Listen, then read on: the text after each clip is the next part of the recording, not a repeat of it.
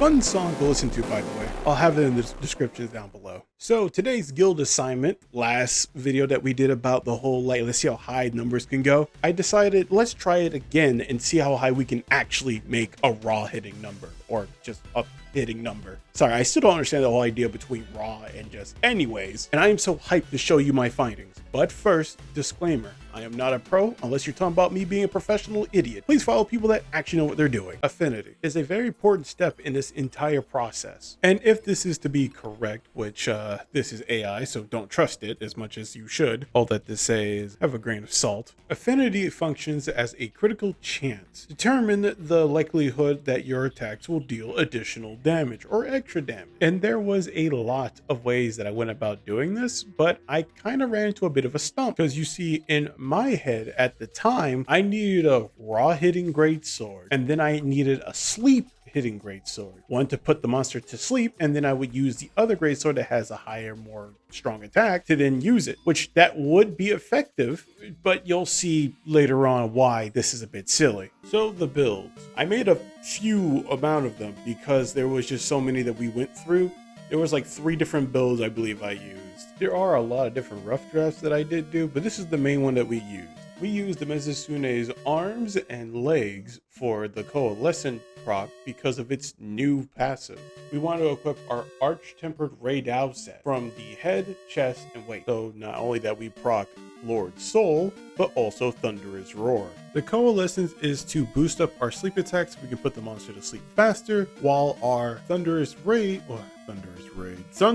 Roar gives us an incredible increase to our affinity. Alright, time for weapons. I finally shook the hand of the devil, curled the monkey's paw. It's time to whip out some Ardian weapons. In my last video about high numbers go wooga wooga, I did say that I didn't want to use them because that's a whole lot of RNG fest, but when I wanted to max out as much as I could, I had to shake that hand. Here's the current greatsword that I've been using, and this is the other greatsword that I have been making on the side. Honestly, a bit of a shocker because I didn't expect it to be so well, but the minimum in this situation is at least 3 attack if you want more raw output for damage. Truth be told, I didn't expect to get a fucking god roll in one go, but you know, hey, I'm glad I got it. I'm not complaining. Remember I said about curling the monkey's paw? I'm very scared what's gonna happen next.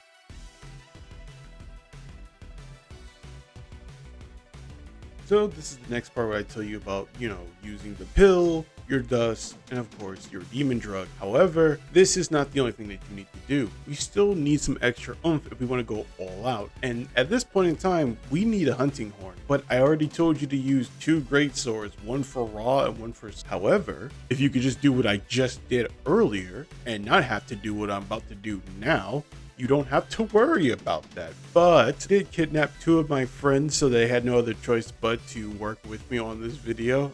Again, thank you guys. They will be using the hunting horn. I know. Do it now. Do the bubble. Yeah.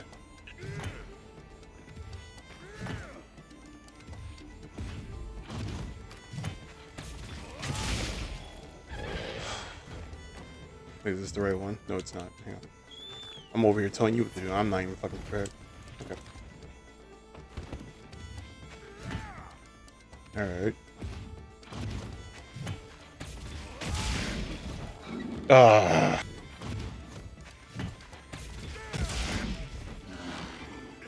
Okay. Not exactly what I was expecting. I got all of them, you're good. Okay, I played the melody. I cannot believe I just did that. Don't fuck this up. Okay.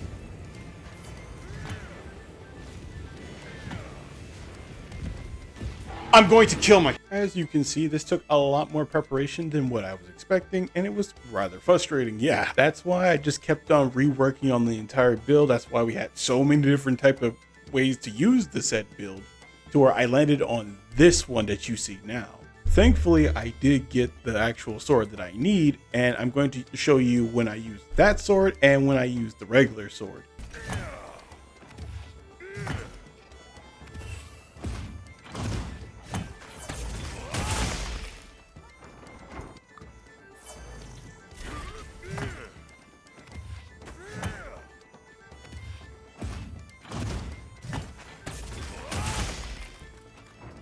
As you can see, that's a rather decent difference, somewhere around the 200-ish difference. There's just one tiny, itsy bitsy, insignificant little problem. Circumstance. This entire build hinges off the fact that you have Coalescence proc, Latent Power, Maximum Might, and on top of that, all your extra buffs before you even get a chance to swing once. You need to already get a fucking wound going on. And if you're going against 9 stars, which you already know is very hard to do if you're trying to go for those blue ones. And before someone tells me, oh, just manage out your buffs and then you be able to take care of it, I want you to do that with a 9-star fucking Gormagala and come back to me and then afterwards tell me how easy that was, quote unquote. But if I had to send you off with more of a consistent, more expensive build, this would be it. You have some, I forget the monster's name. God damn it. Hang on, let me look it up. Zoshia, there we fucking go. It took me long enough, but we got here at the end. Zoshia for arms and legs, Raid Dow for the rest of the pieces. Now we're going to talk about the Greatsword, and the new one that I was able to get the God roll off. I put attack, critical eye, and critical boost on the Greatsword. I forgot to talk about the charm that I've been using. It's the same charm, I believe, throughout the entirety. It gives you 3 attack,